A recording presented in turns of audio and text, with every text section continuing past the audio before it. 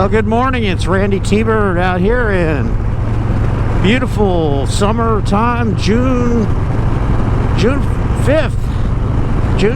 Out here in Arizona. It is about 6 o'clock in the morning, and I'm getting out for a ride. It's going to be about 106 today. So the heat is coming. By next week, going to be in the 110s. By Wednesday, I guess, Wednesday or Thursday. So the cool weather is done. The only times that are going to be really comfortable to be out are going to be early in the morning or late at night. And with my vision issues, late at night doesn't work anymore. So it's mornings. Kind of like getting up early in the morning anyway. It's quiet, it's cool. As you can see, the traffic is light. So what's new in this world here? Oh man, I just got my Leather Pro saddlebags, the Cordura and leather bags. Put them on. I put out a little video yesterday, just a little short review of them. I don't even call it a review, just a hey, look what I got video. So far I'm really liking them a lot, and I will also post up that video again in today's video. So if you haven't seen it, you can click on it at the end of the video. But so far I like it. They look good. I think that there's that guy in Electric Glide looked at me when I waved at him like, yeah, I was crazy or something. Anyway, I'm crazy about motorcycles. That's what I am. Anyway, but I got my Leather Pro bags on. They were easy to do, and I think they really enhance, as much as the functionality is increased dramatically on the bike, is that they improve the looks quite a bit. The bike's looking finished out. It's like my version of a modern version of the old T-Sport that Harley brought out and nobody wanted, and now it's all the rage. OEM original T-Sport fairings go for like $1,500 or more these days if you can find them. And then the bags, and when you think of the bike, the T-Sport was probably right around 20 years ago anyway, when they were being sold new. And so I don't know how many of those original bags have survived, but these are pretty much a copy of them. And well, so Leather Pros, looks like you did a good job. So I've got mine in the expanded position, which there's another zipper in there. I don't know if it allows you to bring out about another 3 inches in width to them, and so that's good. And I've got my toolkit and my hat and my little bag of tricks for my GoPro camera stashed in there, plus whatever I need. I think I've got a sweatshirt in there, although I don't think I'm going to be needing a sweatshirt anytime soon. It's funny, it's just a couple weekends ago I got out early and it was chilly, but not now. It's actually really nice. It's probably in the low 70s or mid 70s right now, so beautiful. Sun's coming up, and the heater will be switched to full blast soon. I'm getting out for a ride today. Yeah, Chopper Fett liked your video the other day about what's a good ride. I think anytime you go for a ride is a good ride, and how many miles do you go, I don't think is relevant. If your ride is 10 miles to the local restaurant or whatever, and you're out on the bike, you're happy with that, that's good. And my weekend rides, usually 100 miles or more, just because of where I go, gets me out of the city, and and just about everything is a bit of a distance here in Phoenix, even if you go across town. A while back I did a video about riding across town to a funeral, and I used an entire tank of gas just going to the other side of town, from the southeast to the northwest, and never left town. Rode entirely on in-town freeways. Let me see what else is new around the Randy T. Bird world. I picked up another Craigslist gem here this last weekend. I've been looking at adventure bike helmets to use when I ride my quads, or maybe down the road here my first adventure bike. That is definitely on the bucket list. But I found the Arai XD, which, if you know anything about helmets, is a tremendous helmet. I got it for like $75, and it was almost never used, and it's in my size, and I spent part of yesterday evening wiring up the helmet for sound, so I'll be trying that one out here pretty soon. It is white, so it kind of goes against everything else I got going on here, but it'll be great for off-road. And what it is, the XD is it's a Snell rated Arai helmet with a peak on it, but it also has a shield. You don't have to just use goggles with it. You can if you want, but it has a shield which has a little extra room in there in case you wanted to do that. And it's typical Arai quality, and the retail on those is about $6.50. By the time you pay shipping and taxes and stuff, you're well over $700. So I think I'm going to count that one as a score, a win. So now I have premium helmets for off-road too. No disrespect toward the HJC helmet I had, but I'm gravitating towards premium stuff at this point in my life. You get to that point in your life, you work your whole life to make a little bit more money and have some nice things. So added that to the gear collection. Now, if I could only find a pair of gloves that I liked. For some reason, I'm hard on gloves, and I don't know why. So, and as you all know, an ill-fitting pair of gloves will be annoying from the minute you put them on to the time that you finally get fed up with them and chuck them in the can. So, anyway, well, I'm gonna append this video and I'll record a little bit more later. But this is Randy T. Bird, and I'll be back. Hey, it's Randy. I'm back. It's Sunday morning, out for a ride, cruising the desert highway, and I'm out by the lake right now, and headed down the river road, on the return loop. Beautiful morning, awesome view. Well, you don't get this everywhere, do you?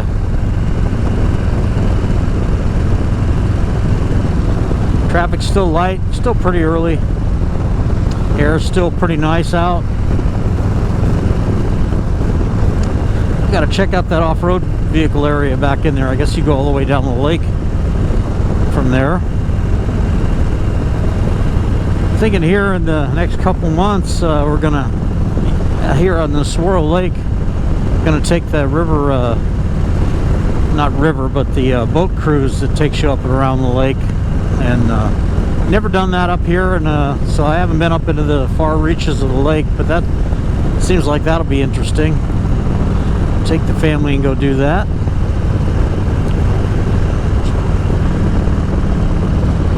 It's awesome down here.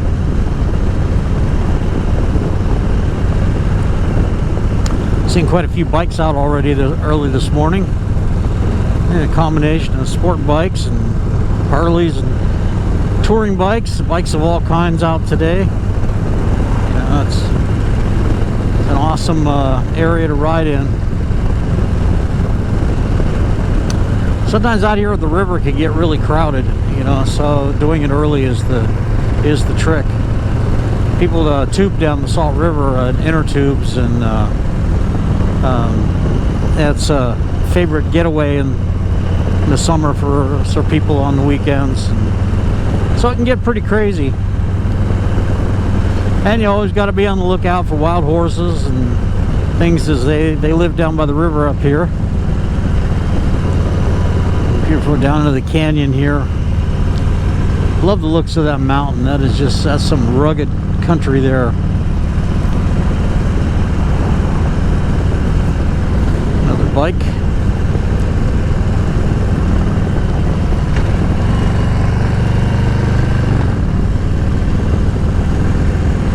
Just awesome. The desert is a magical place. The mountains are awesome. The ocean is awesome. There ain't nothing like the Sonoran Desert. The river runs just the other side, this side of those rocks, that rock formation here, that mountain. That is steep, rugged terrain there. The way the sun hits at this time of the morning makes it cool. You got the hawks flying around. Yeah, there's a lot of life around the water here. Some sport bikes. There's a staging area there for the tubing. They have a service here that you can it's called Salt River Recreation, and they have buses like old school buses, and you put your tubes and stuff on there, and when you get to the far end of the river running thing there, the tubing thing, they haul you back up to the parking lots. Well, there's already quite a few people out here. And again, this time of year in Arizona, you got to do things early. What a view.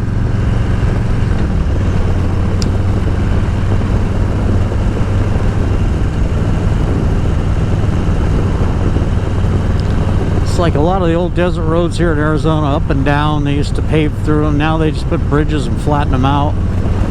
This is kind of cool to ride in this area. I know I've been through here before, but you know, we are all creatures of habit, aren't we? One of the cool things is that when you get back to the city, you're right there by the 202 freeway, and that takes me right back to where I live without a whole lot of drama. I'm not a big fan of city riding. That's a BMW Bagger 1600B. That's an awesome motorcycle if you've ever had a chance to look at those. Not really my thing, but I can appreciate for what it is. It's got that 1600cc 6-cylinder in it. That's got to be incredibly smooth. And listen to those going down the road, and they sound like a Formula One car. The motor revs fast and has kind of a howl to it. Did I ever mention I like all kinds of motorcycles? I think I have. Always got to watch out for people on bicycles.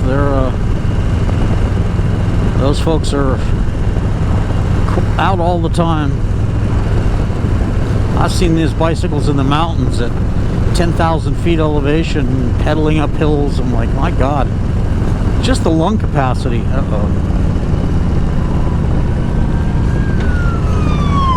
Some problems already, I guess. As always, unfortunately, people come up here, and it is a bit early in the day for the alcohol, but they get drunk, and sometimes people drown in the river, and that's a very sad thing. Blue Point Bridge. The last time I went tubing, which was half a lifetime ago, we managed to run. Our tubes were tied together, which is a big no-no, actually. It's not safe. We crashed into one of the pylons. I damn near drowned, and got my feet tangled up in the tubes as they flipped over and being tied together. They really don't like you doing that.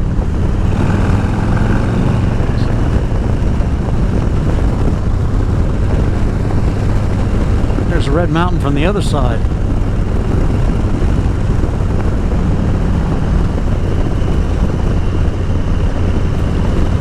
Roller coaster here.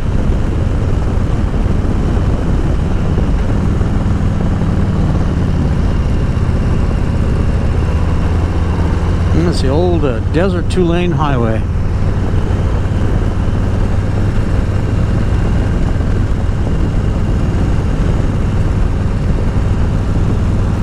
This is a nice leisurely ride through here.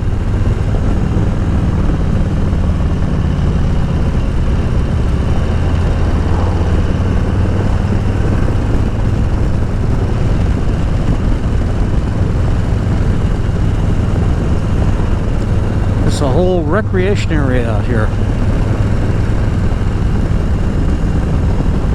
Very popular. Some crazy looking skid marks there. Somebody got out of hand. And all the traffic headed up toward the lake and the river. That's coming out of the Far East Valley. That's where all the opposite traffic is coming from.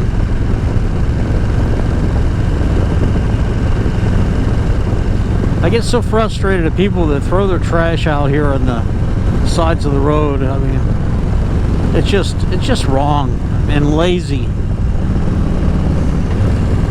I hate to see people defacing the world the way they do. It's like their own personal trash can.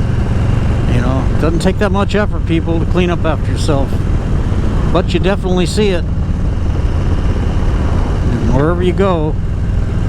Remember when I lived up in Colorado, I used to walk this trail that was close to the house when I lived there, and on the return trip I went down this one road, and with the grass and stuff growing up on the underbrush growing up on the side of the road, you didn't see it when you were walking.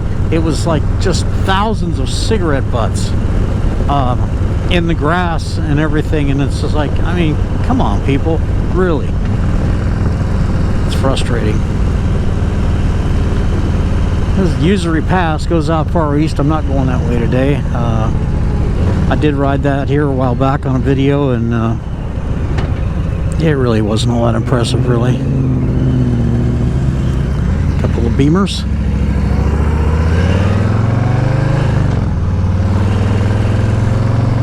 That looks like it's probably the sheriff's helicopter flying around up there.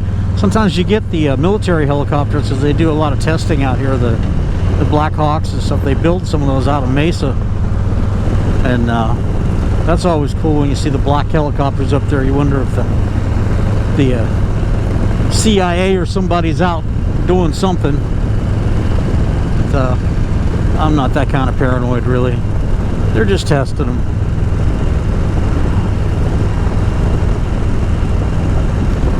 Watching Instagram or a YouTube post today. JP, looks like you had a little mishap. I hope everything is good.